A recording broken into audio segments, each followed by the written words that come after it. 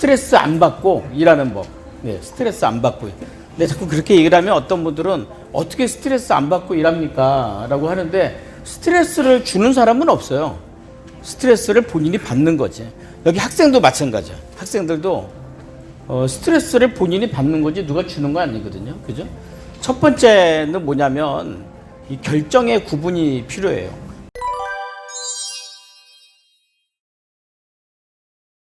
결정의 구분이 뭐냐면 누가 결정할 일인가. 예를 들어서 직장 생활을 한다 그러면 회사가 결정할 일이 있죠. 그 다음에 내가 결정할 일이 있어요. 이게 혼돈되잖아요. 그럼 스트레스예요. 회사가 결정할 일은 뭐죠? 보통 회사가 결정할 일은요. 일, 업무. 내가 정하지 않아요.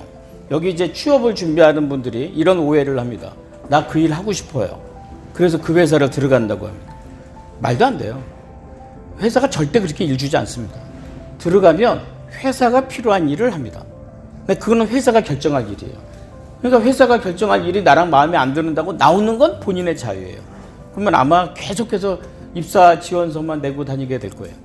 회사가 결정할 일이 또 뭐가 있죠? 급여도 회사가 결정할 일이에요. 제일 중요한 거 있죠? 가장 스트레스가 많지만 회사가 결정할 일. 누구와 일할 것인가? 어떤 사람과 일할 것인가를 내가 결정할 수 있어요? 없어요? 없어요. 예, 그거는 회사가 결정할 일입니다. 근데 여기서 내가 결정할 일이 있어요. 내가 결정할 일이 뭐죠? 열심히 할 거. 근데 성실 열심보다 조금 더 기반이 뭐냐면 내가 이 보내는 시간에서 무엇을 배울 것인가. 네, 학습. 또 하나 있어요. 내가 결정할 일이 뭐가 있죠? 언제 떠날 것인가. 언제 떠날 것인가를 회사에다 맡기면 그건 엄청난 스트레스예요. 마치 언제 죽을지 모르고요. 그냥 오늘 내일 하고 사는 사람하고 똑같은 거예요. 내가 언제 떠날지도 내가 결정할 일이죠. 물론 미리 결정하기는 어렵다면, 내가 미리 결정하기 어렵다면, 내가 어느 순간에 됐을 때 내가 결정하고 내가 나가야 될 일이죠. 그죠? 두 번째는요, 스트레스 받지 않는.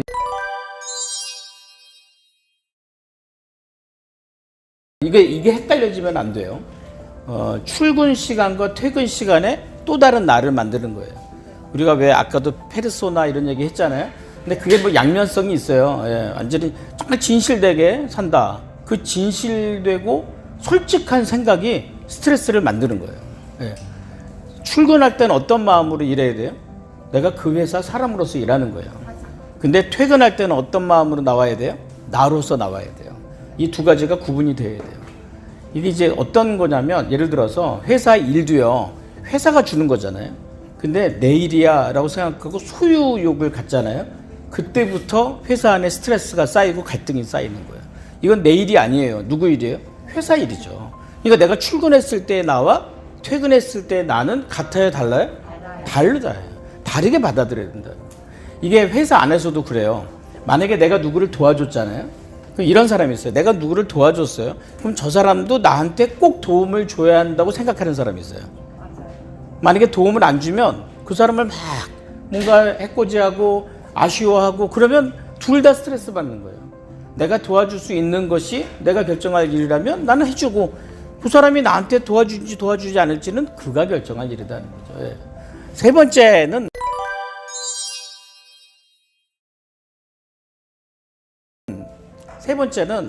다들 이렇게 직장 생활을 하는 것이 또 하나의 추억이 돼요. 제가 이렇게 상담을 해드리다 보면 직장 생활 20년 했어요, 30년 했어요 라고 하는데 보통 그 일을 숨기려고 해요. 내가 어디서 어떤 일을 했던 거를 싹 숨기고요. 백지화해서 새로 시작하려고 그래요. 불가능해요. 왜 그런 생각이 들까요? 직장 생활했던 기간이 너무 기억하기가 어려운 거예요.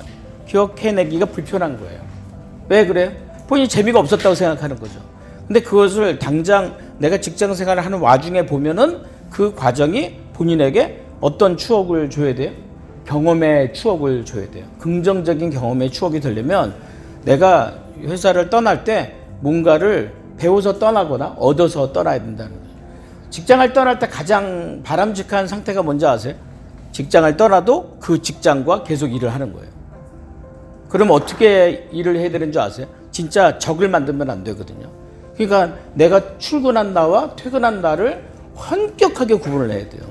근데 직장생활 못하는 분들이 편을 만들고요. 아군 적군 만들고요. 그러다가 나와서도 끙끙대죠. 그럼 내가 다시 그 사람과 어떤 일을 하기는 대단히 어렵다는 거죠. 그죠? 스트레스를 안 받고 일하는 게 가장 좋은 거죠. 제가 볼 때 가장 좋은 방법은 안 쌓아두는 겁니다. 그죠? 퇴근할 때 떨어버리는 거. 그죠? 출근할 때 즐거운 마음으로 들어가는 거. 어저께 있었던 일 기억하지 않는 거. 내가 해야 될 일은 내가 하고, 회사가 할 일은 회사가 하는 거예요. 보통 이렇게 직급이 올라가면 올라갈수록 사장, 오너에 대한 충성도가 떨어진다고 합니다. 왜 그런지 아세요? 잘 알기 때문에 그래요. 밑에 있을 때는 사장은 그냥 약간 멀리 있는 사람이잖아요. 근데 일을 하다 보면 점점 가까워지죠. 가까워지면 이게 만만하니까 사장에 대한 인간적인 모습이 보이고요. 나랑 별반 차이가 없네 라고 하게 생각하면 본인이 판단하게 돼 있어요. 그럼 그때부터 그 회사에 대한 매력이 떨어지는 거죠. 그렇게 하면 안 되고 내가 하는 일과 사장이 할 일을 명확하게 구분을 하고 가시는 게 중요하지 않을까 생각합니다. 독서매일 모셔도 다른 사람들과 그런 연습을 하는 거예요. 내가 정말 좋은 얘기 해주는 건 내가 할 일. 하지만 저분이 똑같이 나한테 그 얘기를 해주거나 안 해주거나 그분이 결정할 일. 그럼 나는 내가 할 수 있는 일들만 해오는 게 중요하지 않을까 생각합니다. 2020년 새해에는 직장 생활도 행복하게 하세요. 스트레스 받지 마시고. 아시겠죠? 네.